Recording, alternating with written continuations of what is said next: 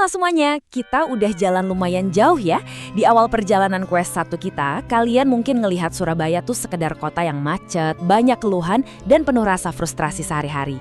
Tapi di sesi penutup ini, kita nggak bakal bahas teori akademis. Kita lagi merayakan sebuah titik balik. Ini adalah cerita tentang transformasi kalian dari sekedar mahasiswa yang melihat keluhan menjadi seorang founder yang mampu melihat peluang inovasi. Dunia nggak berubah, kalian yang berubah. Yuk kita flashback sedikit ke awal perjalanan ini. Coba kita mulai dari satu realitas yang lumayan nampar ini. Kutipan legendaris dari Steve Blank ini benar-benar ngehancurin mitos soal jenius penyendiri yang ngurung diri di lab terus tiba-tiba bikin produk miliaran dolar. Nggak gitu realitasnya.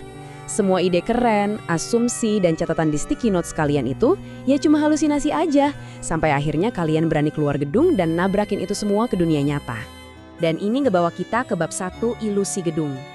Kenapa sih kita suka banget sembunyi di dalam gedung? Ya karena ilusi nyamannya itu bikin kita merasa aman. Kita asyik bikin logo atau nulis kode tanpa ngobrol sama satupun pengguna sungguhan.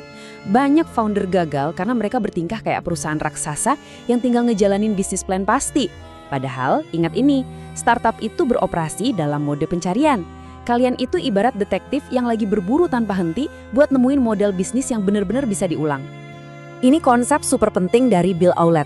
Tolong banget, jangan sampai kalian masuk ke jebakan teknologi push, alias punya teknologi canggih tapi keliling nyari siapa yang mau dipaksa pakai. Itu buang-buang waktu.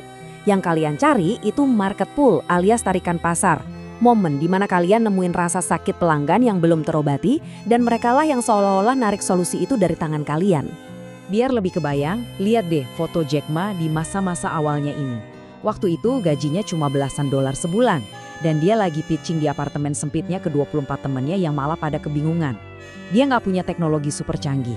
Dia cuma punya visi dan dia berani naruh visinya itu di meja buat diuji langsung ke realitas. Masuk ke bab 2. Berburu masalah nyata. Di jalanan kalian nggak cuma nyari keluhan biasa. Dari 4 jenis masalah ini, kalian sebagai founder harus tajam ngebidik masalah yang sifatnya aktif atau visi. Ini adalah jenis pain points yang bikin pelanggan kalian stres berat tiap malam. Kalau mereka sampai frustrasi merakit solusi acak mereka sendiri, bingo. Itu sinyal kuat kalau kalian nemuin tambang emas inovasi. Jack Ma tuh cepat banget nyadar. Masalah nyata pelanggannya bukan sekadar soal gimana bisa belanja online. Rasa sakit yang dia buru adalah pemberdayaan.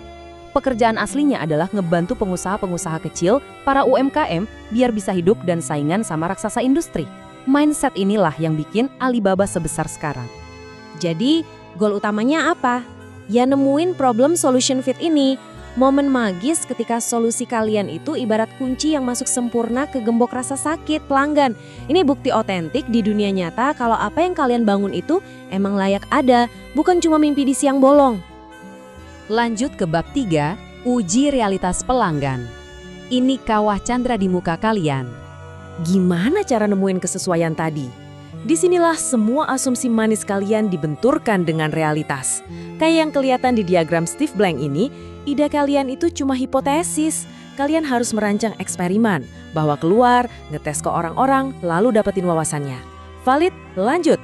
Salah, putar balik dan iterasi. 3 langkah ini bukan sekedar tugas di atas kertas ya, ini petualangan fisik. Ini adalah momen kalian menjadikan jalanan kota Surabaya sebagai ruang kelas yang hidup.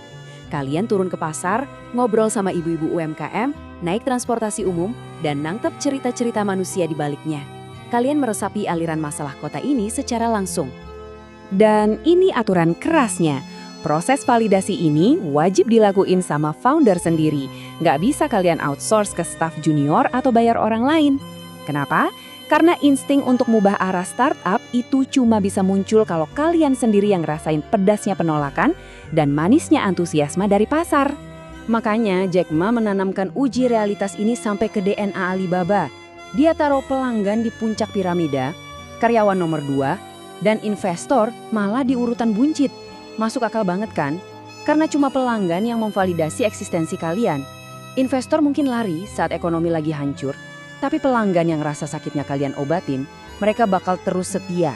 Nah, realitas itu kan gak selalu indah ya.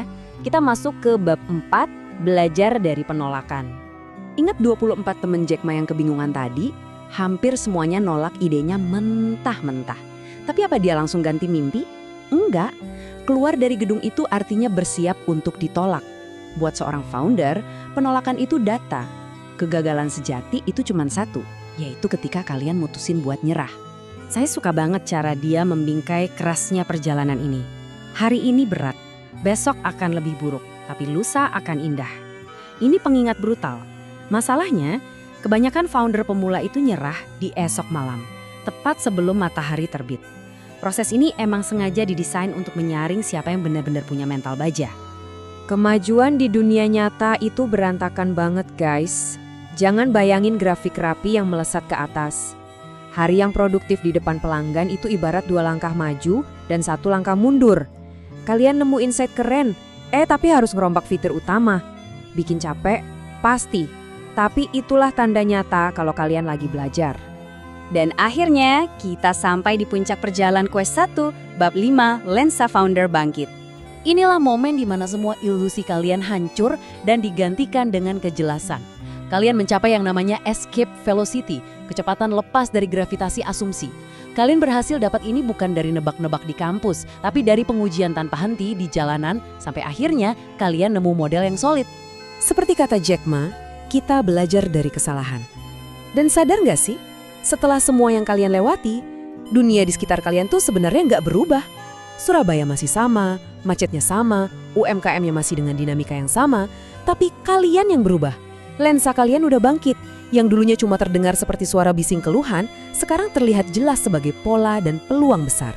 Quest 1 adalah tentang membaca dunia nyata. Kalian udah berhasil lakuin itu, tapi nemuin peluang aja nggak cukup. Dunia baru akan berubah kalau ada yang berani ngebangun solusi nyatanya. Jadi ini tantangan aktivasi terakhir sebelum kita melangkah ke Quest 2. Berhentilah berpikir sekedar sebagai mahasiswa. Pikirkan sebagai seorang founder. Kalau kalian bisa mengubah satu hal di dunia ini, apakah itu?